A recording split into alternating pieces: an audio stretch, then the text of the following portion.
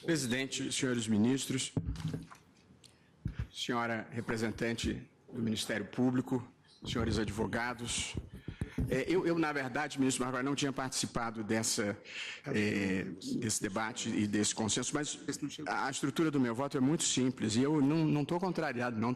Eu sento aqui com muita alegria e muito prazer e acho que estamos participando de um momento importante com a tranquilidade que o momento exige.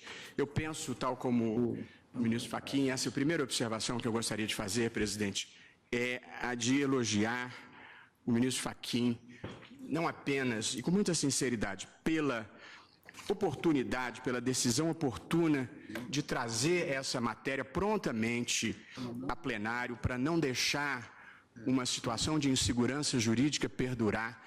E, além de ter trazido a matéria prontamente, ter trazido a matéria com um voto de uma densidade, de uma extensão, de uma profundidade que realmente apenas documentam a qualidade, o brilho de Sua Excelência e pelo esforço envolvido, eu até acrescentaria uma gota de patriotismo, que deve ter sido muitas noites para preparar um voto daquela qualidade.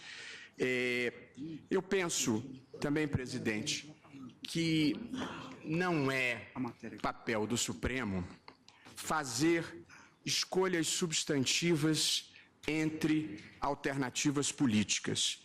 Esse é um papel da soberania popular, em primeiro lugar, e do Congresso Nacional, em segundo lugar. Portanto, o nosso papel aqui é um papel de um árbitro de futebol que aplica as regras e, quanto menos aparecer, melhor.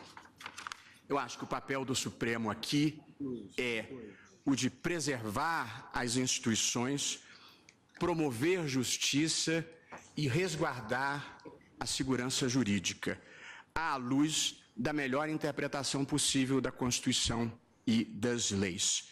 E segurança jurídica significa normas claras, estáveis e fixadas anteriormente aos fatos, ministro Fux, para a gente fazer um raciocínio conjunto aqui, porque acho que essa é uma matéria importante. O papel do Supremo é preservar segurança jurídica, que significa normas claras e normas estáveis e normas que estejam vigendo antes de o jogo ter começado.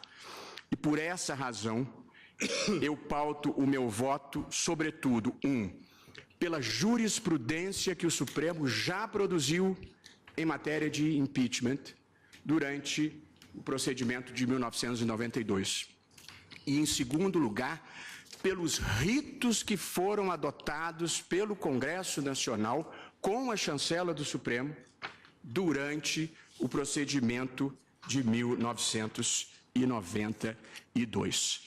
Feitas essas observações, que a premissa do meu voto é mudar o mínimo nas regras que já foram aplicadas, eu vou pontuar as minhas divergências em relação ao voto alentado e precioso do eminente ministro Luiz Edson Fachin. Eu tenho, presidente, basicamente 4 divergências em relação ao voto de Sua Excelência. E já vou destacá-las antecipadamente e brevemente vou fundamentar cada uma delas. A minha primeira divergência diz respeito ao papel da Câmara e ao papel do Senado no procedimento. A minha segunda divergência diz respeito ao rito na Câmara e no Senado. A minha terceira divergência diz respeito à questão do voto aberto. E a minha quarta divergência diz respeito à legitimidade das candidaturas avulsas. Nas demais matérias, eu estou acompanhando o voto do ministro Luiz Edson Fachin, e aí já vou distribuir o dispositivo do meu voto, que facilitará essa comparação. Eu começo, presidente, pela questão do papel da Câmara e do Senado. Eu entendo em todas as vênias, e diferentemente do ministro Luiz Edson Fachin, que a Câmara apenas, ministro Marco Aurélio, autoriza a instauração do processo e que cabe ao Senado processar e julgar, o que significa que, consequentemente, o Senado faz um juízo inicial de instauração ou não do processo correspondente ao recebimento ou ao não recebimento da denúncia. E acho isso por um conjunto de razões que brevemente noticio. A primeira é uma razão histórica. Penso que a interpretação dada pelo ministro Fachin, com base na Lei 1079 de 50, é uma interpretação que reverenciava o modelo da Carta de 1946. Na Constituição de 1946, previa-se como papel da Câmara dos Deputados a declaração da procedência ou improcedência da acusação. Este era o papel da Câmara. E, pela Constituição de 46, votada a procedência pela Câmara, o presidente da República era imediatamente suspenso das suas funções. Portanto, a Câmara desempenhava na Constituição de 46 um papel de recebedora da denúncia e depois caberia ao Senado apenas o julgamento. Este modelo foi repetido sob a Constituição de 67, repetido sob a Constituição de 69, mas foi subvertido pela Constituição de 1988, que passou a prever para a Câmara dos Deputados apenas o papel de autorizar a instauração do processo, mas apenas como uma condição de procedibilidade da ação perante o Senado. Portanto, por esse primeiro elemento histórico, eu divirjo porque acho que a Constituição de 88 estabeleceu um modelo diferente. E penso que a literalidade do texto facilita. O artigo 51 da Constituição diz: compete privativamente à Câmara dos Deputados, autorizar, por 2/3 dos seus membros, a instauração de processo contra o presidente. Portanto, autorizar. E vem o artigo 52, ao definir o papel do Senado, diz: compete privativamente ao Senado processar e julgar o presidente e o vice-presidente da República. O eminente ministro Luiz Edson Fachin baseou a sua convicção diversa no artigo 86, que tem a seguinte dicção: admitida a acusação contra o presidente da República, será ele submetido a julgamento perante o Supremo, ou perante o Senado. De modo que entendeu Sua Excelência que, admitida a acusação, será ele submetido a julgamento. Eu penso que aqui, este admitida a acusação é a mesma autorização do artigo 51, inciso 1. Portanto, é autorizada a acusação. E ao dizer será ele submetido a julgamento perante o Supremo Tribunal Federal, será submetido a julgamento em todas as fases do julgamento, inclusive a fase inicial do recebimento da denúncia. Tanto quando o Senado tem o papel de processar e julgar, esse papel envolve o juízo preliminar sobre o recebimento da denúncia. Eu aqui penso, com todas as vênias, que a Câmara dá uma autorização ao Senado e não uma determinação ao Senado nesse particular. Até porque, se a decisão da Câmara já fosse o recebimento da denúncia, não haveria sentido em se diferir para a instauração no Senado do afastamento do presidente da República. De modo que eu penso que a literalidade do texto constitucional também favorece a esse ponto de vista. E acho que há um elemento sistemático, presidente, eminentes colegas. Quem olhar para a Constituição não verá nenhum momento na Constituição em que um órgão constitucional como o Senado fique subordinado a outro órgão constitucional, como seria a Câmara dos Deputados. Eu penso que seria um papel indigno de um órgão constitucional funcionar como um carimbador de papéis para dar execução à determinação da Câmara dos Deputados. Eu penso que isso seja incompatível com a sistemática constitucional do bicameralismo no Brasil. Além do que, ainda num olhar sistemático, atos muito menos gravosos, como a derrubada do veto do presidente da República, exige a manifestação das duas casas.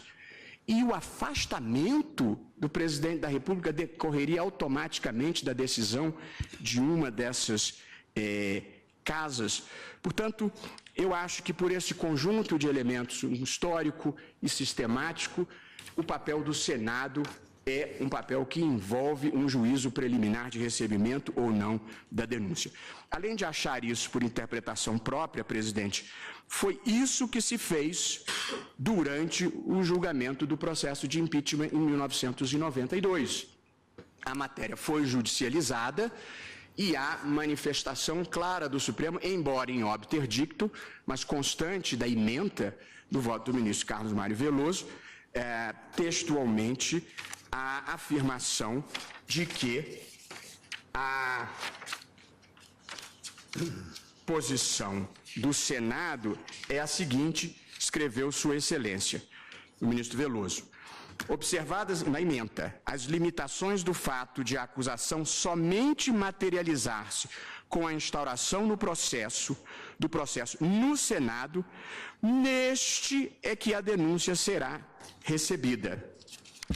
E neste mesmo julgamento, o eminente ministro Moreira Alves, que nos honrou com a presença ontem aqui, disse textualmente: à Câmara dos Deputados, a atual Constituição deu competência apenas para autorizar a instauração do processo mediante a admissão da acusação contra o presidente da República.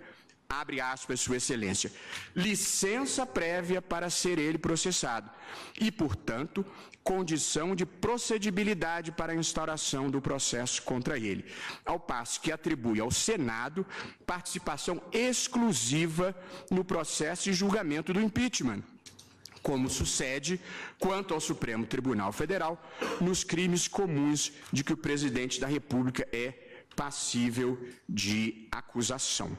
Portanto, há uma decisão jurisdicional do Supremo, embora em obter dictum, e depois houve uma sessão administrativa célebre, conhecida historicamente, em que o Supremo organizou passo a passo a tramitação do processo no Senado. Foi aprovada esta sequência de atos em sessão administrativa e foi adotada pelo Senado, que a publicou no Diário Oficial do Senado. E nesse procedimento, quando chegarmos ao voto do eminente ministro Celso de Mello, ele poderá dar um depoimento de testemunho ocular da história. Quando chegou no Senado, quer dizer, esse procedimento que foi formalizado, dizia textualmente, item 8, discussão e votação nominal do parecer pelo plenário do Senado Federal em um só turno. E aí as possibilidades. A, se rejeitado, dar-se-á a extinção anômala do processo com o consequente arquivamento dos autos. E B, se aprovado, por maioria simples de votos, reputar-se-á passível de deliberação a denúncia popular oferecida. E continua o procedimento adotado no Senado em 1992. Item 9. Transmissão da presidência do Senado ao presidente do Supremo Tribunal Federal para fins do parágrafo único do artigo 52 da Constituição Federal. Portanto, uma vez instaurado o processo, quem preside a sessão é o presidente do Supremo. Mas antes há este juízo prévio de recebimento da denúncia. Portanto, presidente e eminentes ministros, eu acho que decorre naturalmente da Constituição e acho que corresponde exatamente ao modus procedente anterior de 1992, este papel do Senado e da Câmara, ou estes papéis. A Câmara autoriza e o Senado faz um juízo de admissibilidade da denúncia. Portanto, presidente, essa é a minha primeira e talvez mais importante divergência que deixo consignada, que impacta, todavia, sobre o rito a ser adotado na Câmara e o rito a ser adotado no Senado, presidente. E também aqui, o que aconteceu? O requerente pedia que se declarasse que os artigos 20 a 22 da Lei 1079, requerente da ADPF, prevaleciam sobre o artigo 218 do Regimento Interno da Câmara dos Deputados. Penso que o requerente não tem razão. E aqui, de novo, isso nos reconduz à Constituição de 46 e à Lei 1079 de 1950. É que a lei que o ministro Fachin propôs fosse adotada, a lei regulamentava a Constituição de 46. Portanto, a lei regulamentava a participação da Câmara dos Deputados em dois momentos. O momento inicial de recebimento da denúncia e o momento seguinte em que, por 2/3, ela julgaria procedente ou não a denúncia. Penso que, pela nova sistemática, a que decorre da Constituição de 88 e a que foi regulamentada em sessão administrativa do Supremo, a Câmara se manifesta uma única vez sobre a autorização ou não para a instauração do processo por 2/3 dos seus membros. Portanto, e ao final, presidente, eu detalho como é que isso se aplica na Lei 1079, estou só afirmando a tese, eu estou afirmando que não subsiste o procedimento da Lei 1079 de 50 em relação ao rito na Câmara, pedindo todas as vênias ao eminente relator para dizer que a votação na Câmara se dá apenas para autorizar ou não o recebimento dessa denúncia por quórum de 2/3. E em relação ao Senado, as coisas se passam um pouco simetricamente. E também aqui eu estou propondo que no Senado se siga o mesmo rito que foi adotado durante o procedimento de impeachment do presidente Collor, em que aí sim se tem uma fase um pouco mais alongada no Senado, porque a demonstração ou não da acusação é feita no Senado e não mais na Câmara dos Deputados. Portanto, o Senado se pronuncia, presidente, em verdade, no momento inicial pelo recebimento ou não da denúncia. Se recebê-la, o processo prossegue, se não recebê-la, ele se extingue. Depois, há uma deliberação por maioria simples, e com toda a vênia do autor da ação, que pedia 2/3, por maioria simples, quanto à pronúncia, e uma deliberação por maioria simples quanto à procedência ou não final da acusação.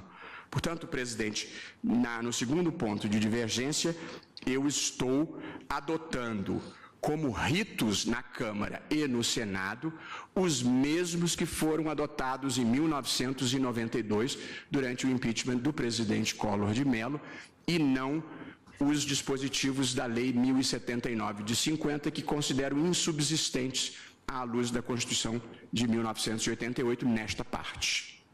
Apenas um esclarecimento. Vossa Excelência não admite em nenhum momento o quórum de 2/3 no Senado? Não. Maioria simples. Em todas as fases? Nas fases do Senado, tal como se procedeu em 1992. Inclusive para o acolhimento da denúncia. Mas na segunda fase foi 2/3.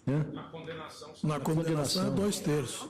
Pois é, essa é a minha dúvida. A Constituição, quanto a essa segunda fase, é explícita. Ela existe. Nós estamos falando... De toda maneira, a manifestação por 2/3. Isso, é isso mesmo. Não, o ministro Barroso está fixando a tese, tal qual o Pois não. do presidente Collor. Excelência. Vossa Excelência admite o esclarecimento do advogado, eminente ministro Barroso? Excelência, na verdade... É 2/3 sem... Se for esse ponto... 2/3 na votação final. A votação final. Tá bem, isso. Pronto, essa é a dúvida. Era 2/3 na votação final. Me perdoe, foi um lapso meu. Pois não. Maioria simples não recebimento, maioria simples na pronúncia e 2/3 na condenação. Sem dúvida isso. O terceiro ponto de divergência, vejam que o voto do ministro Fachin é um voto de 100 páginas. Eu tenho 4 divergências, portanto, um grande volume de concordâncias. Embora eu considere que essas divergências são relevantes para o funcionamento geral das coisas. Eu tenho, presidente, uma terceira divergência que considero importante, que é a de que a eleição para a formação da comissão especial deve se dar por voto aberto. E tenho essa convicção por um conjunto de razões. A primeira dessas razões é muito simples de demonstrar e ela é bem dogmática, ela nem precisa de muita abstração principiológica, que é a seguinte, a minha linha de raciocínio. A Constituição prevê algumas hipóteses de votação secreta.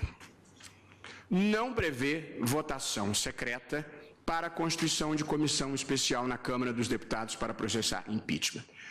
Eu não acho, porém, que o elenco de casos de votação secreta presente na Constituição seja absolutamente fechado.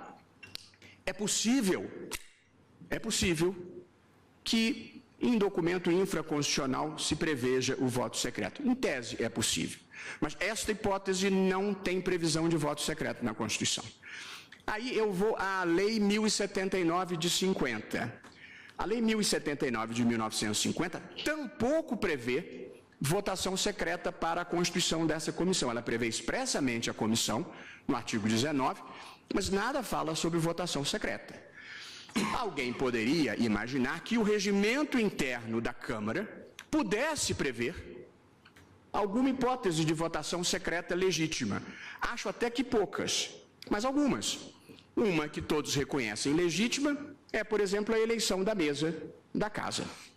Mas eu vou ao regimento interno da Câmara dos Deputados e quando vejo os dispositivos que tratam da formação de comissões permanentes ou temporárias, nenhum deles menciona a possibilidade de votação secreta. Essa votação secreta foi instituída... A Excelência me permite... Pois não. Salvo engano meu, há um dispositivo, sim, do regimento interno, artigo 188, inciso 3, que diz que a votação por escrutínio secreto far-se-á. Inciso 3, para a eleição do presidente e demais membros da mesa diretora, do presidente e vice-presidente, de comissões permanentes e temporárias, dos membros da Câmara que irão compor a comissão representativa. Sim, mas olha aqui. E dos cidadãos que irão integrar o Conselho. A votação por escrutínio secreto far-se-á pelo sistema eletrônico, nos termos do artigo precedente, apurando-se apenas os nomes dos votantes e o resultado final nos seguintes casos. 3. Para a eleição do presidente e demais membros da mesa diretora, do presidente e vice-presidente de comissões permanentes e temporárias, dos membros da Câmara que irão compor a Comissão Representativa do Congresso Nacional e dos 2 cidadãos que irão integrar o Conselho da República. Eu não vislumbro esta exceção como sendo uma exceção de voto secreto. E considero, portanto, que o voto secreto foi instituído por uma deliberação unipessoal e discricionária do presidente da Câmara no meio do jogo. E, portanto, sem autorização constitucional, sem autorização legal, sem autorização regimental, por vontade unipessoal própria, ele disse aqui vai ser secreto porque eu quero. Vossa Excelência, me permite... A vida na democracia não funciona assim. Pois não, claro. Eu também, pelas minhas anotações e pela leitura que fiz do alentado voto, dos alentados votos do mandado de segurança 21.564 do Distrito Federal, que cuidava do caso Collor, lá em todas as passagens, todos que se manifestaram enfatizaram a necessidade do voto aberto em se tratando de um procedimento de impeachment. Eu fui primeiro ao elemento puramente dogmático, não está na Constituição, não está na lei, não está no regimento interno, não pode ser criado por ato unipessoal. Agora, eu acho, ademais, que um procedimento como o procedimento de impeachment, com o impacto sobre a legitimidade democrática que ele tem de destituição constitucional de um presidente da República, tem que prestar a reverência máxima aos princípios republicano, democrático, representativo e no que eles impõem de transparência. Eu acho que o cidadão brasileiro tem o direito de saber a postura de cada um dos seus representantes. Esse não é um procedimento interno. Este é um procedimento que tem que ser transparente para a sociedade brasileira. E aí, presidente, voltando ao caso do presidente Collor, eu vou verificar que, em relação à constituição da comissão especial no impeachment do presidente Collor, a votação foi aberta na constituição da comissão especial, aberta por voto simbólico, que significa voto aberto. De modo que, pelas razões dogmáticas que sustentei, pelos princípios republicano, democrático, representativo e o que eles importam em transparência, e pelo critério que estabeleci para a minha postura aqui, de preservar tudo tão parecido quanto o que foi feito no impeachment do presidente Collor, eu acho que se impõe o voto aberto. De modo que essa é, presidente, a minha terceira divergência. Pois não. Se for uma questão de fato... Exatamente. Eu queria se for uma questão jurídica, colocar a nós já Vossa estudamos. Excelência que nós não admitimos contestação a voto de relatores ou de qualquer ministro vogal. Se Vossa Excelência tiver uma questão de fato, exclusivamente de fato, ou de ordem, Vossa Excelência está com a palavra. Senhor presidente, a intenção não é polemizar com esta corte, muito Sim, menos com... nem poderia, evidentemente. Evidentemente. Só existe a parte final do inciso 3º do artigo 188 do Regimento Interno, menciona e nas demais eleições. Apenas só esse esclarecimento de fato agradeço a Vossa está Excelência. previsto no artigo 188, inciso 3º do Regimento Interno da Câmara. Obrigado. Obrigado. Pois não. E, por fim, presidente, é o último ponto, e aí vou ler o meu dispositivo, é o que diz respeito à ilegitimidade das candidaturas avulsas. Esse ponto ele já está prejudicado, porque ao dizer que a votação tem que ser aberta, eu já invalidei a constituição da comissão especial. Mas aqui há um problema que eu gostaria de corrigir para o futuro, que eu espero que não volte a acontecer, mas a gente conserta o telhado em tempo de bonança. Portanto, há um problema em relação a essa questão das candidaturas avulsas que eu gostaria de enfrentar, porque considero que ele vem mal equacionado desde o impeachment do presidente Collor naquele mecanismo de 1992. Estou me referindo à questão das candidaturas avulsas. O que aconteceu?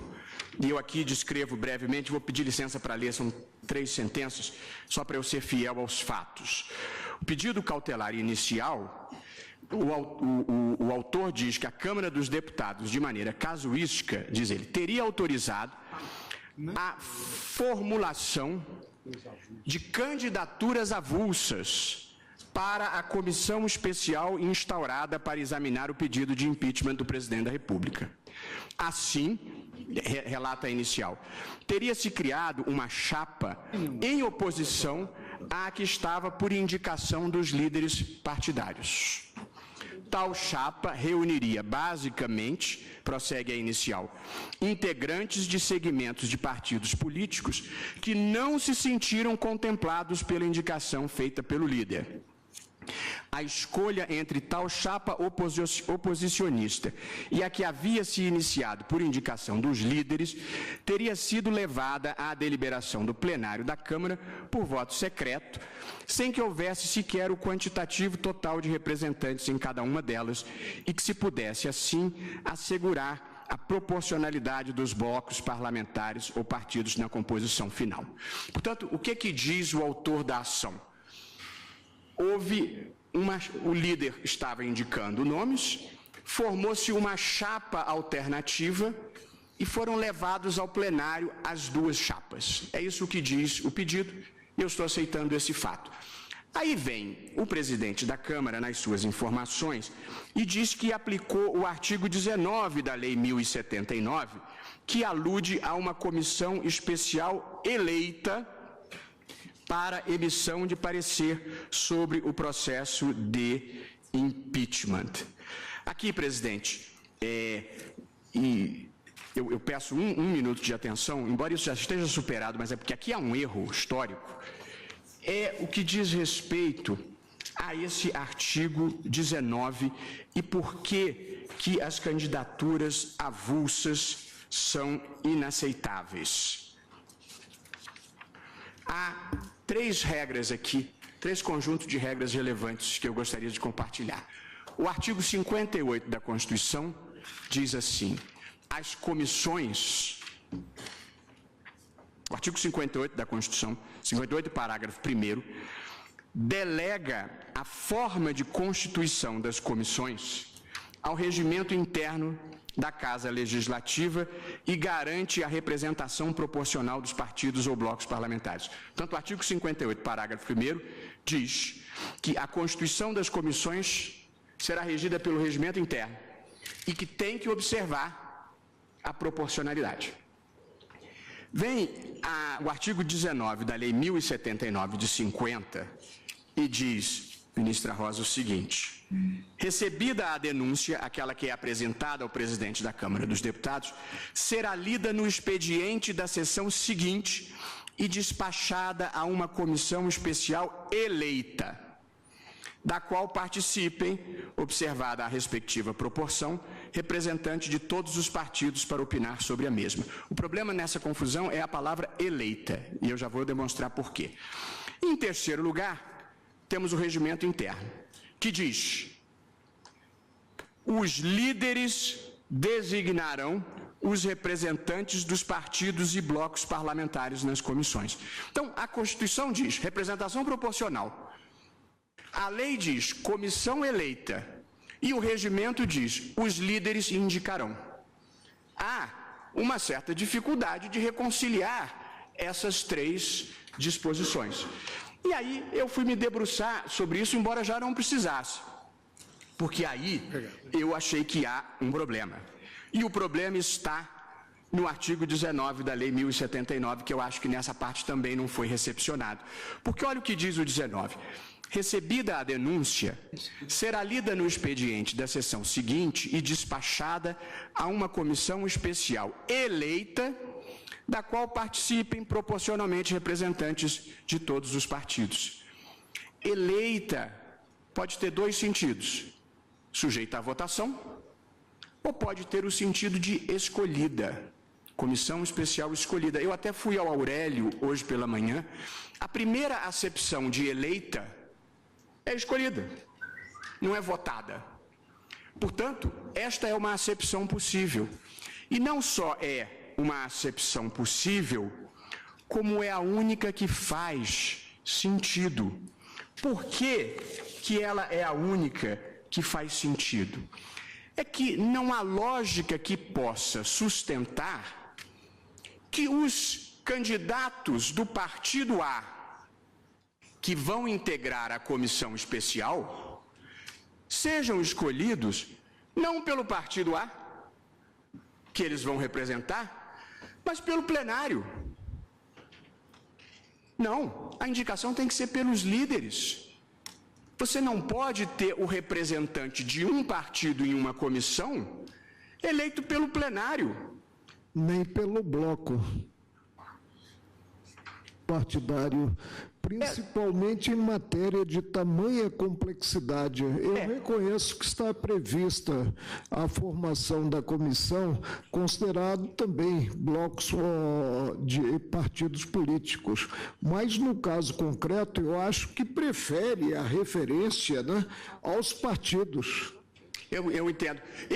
Para ser sincero, ministro Marco Aurélio, como a Constituição fala em partidos e blocos parlamentares, eu não dei tanta importância a isso, até porque eu fui verificar, ou da documentação que recebi, que isso produzia um impacto prático irrelevante de um. E aí eu achei que talvez essa discussão fosse menos importante. Mas essa, que é uma retificação da interpretação do 19, eu acho que é importante. Porém, eu não vou fazer a retificação para aplicar nesse caso, por enquanto, porque eu estou seguindo tudo como foi feito no precedente Collor. E no precedente Collor, a comissão foi efetivamente eleita, homologada pelo plenário. Porém, independentemente disso, eu acho que a candidatura avulsa, independentemente de eu achar que o 19 foi mal interpretado, eu acho que a candidatura avulsa é constitucionalmente inaceitável. E aqui, pela seguinte anotação que fiz. Há duas razões que saltam aos olhos contra a legitimidade da candidatura avulsa. Uma textual e a outra lógica. A razão textual é que o regimento interno da Câmara, com a autoridade da delegação que recebeu do artigo 58 da Constituição, estatui com clareza inequívoca que a indicação dos representantes partidários ou dos blocos parlamentares compete aos líderes. Isso está textualmente no regimento interno, que diz: as comissões temporárias compor-se-ão do número de membros que for previsto, designados pelo presidente por indicação dos líderes. É textual. Menos mal. Quer dizer, nós não temos um líder do bloco. Pois é, exatamente. Essa é uma observação que eu queria fazer. Temos líderes dos partidos políticos. Por indicação dos líderes. Portanto, não há líder de bloco. Não pode haver votação do plenário se a indicação é pelos líderes. E o próprio regimento prevê que, se o membro da comissão mudar de partido, ele perde a investidura. Portanto, ele não deve a sua investidura ao plenário, ele deve a sua investidura, evidentemente, ao partido. Portanto, presidente, a primeira razão de inadmissão de candidatura avulsa é a textualidade do regimento interno. Mas há uma outra razão lógica, que é a seguinte: se por força da Constituição a representação proporcional é do partido ou do bloco parlamentar, vamos deixar isso entre parênteses, os nomes do partido, se a representação é do partido, os nomes do partido não podem ser escolhidos heteronomamente, de fora para dentro. Não. Quer dizer, os adversários, os concorrentes é que vão escolher o representante do partido. Não há nenhuma lógica nisso e, evidentemente, contraria a autonomia partidária prevista na Constituição. De modo que, presidente, eu pedindo todas as vênias ao ministro Luiz Edson Fachin, eu também estou discordando de Sua Excelência no tocante às candidaturas avulsas. Portanto, presidente, em suma, e antes de passar a ler o meu dispositivo, eu estou votando no sentido de que o papel da Câmara é de mera autorização de recebimento da acusação e que no Senado existe o papel de recebimento da denúncia, de decisão de pronúncia e de condenação. Quanto aos ritos, que na Câmara há uma única votação por 2/3 sobre a admissão ou não, a autorização ou não da acusação, e que no Senado há 3 votações, por maioria simples para receber a denúncia, por maioria simples para a pronúncia e por maioria de 2/3 para a condenação. Estou votando favoravelmente ao voto aberto e, portanto, invalidando a constituição da Comissão Especial pela Câmara dos Deputados e, apenas para deixar documentado, porque já fica prejudicado com a questão do voto aberto, eu entendo que candidaturas avulsas são ilegítimas também à luz do que dispõe a Constituição. Então, presidente, eu leio, só por facilidade dos eminentes colegas e atendendo ao pedido de Vossa Excelência, item a item do pedido, a parte dispositiva do meu voto, que eu distribuí a todos, acho que inclusive ao ministro Marco Aurélio, que nessa fase já aceita. Agora, isso, nessa fase já aceita, porque aí eu acho que é fácil visualizar quem acompanha uma posição ou quem acompanha a outra. Portanto, presidente, a fim de promover segurança jurídica no processo de impeachment, voto pela concessão parcial das cautelares requeridas pelo autor nos seguintes termos. Item A. Denegação, de modo a afirmar que não há direito à defesa prévia ao ato do presidente da Câmara. E, portanto, acompanho nesse particular o eminente ministro relator.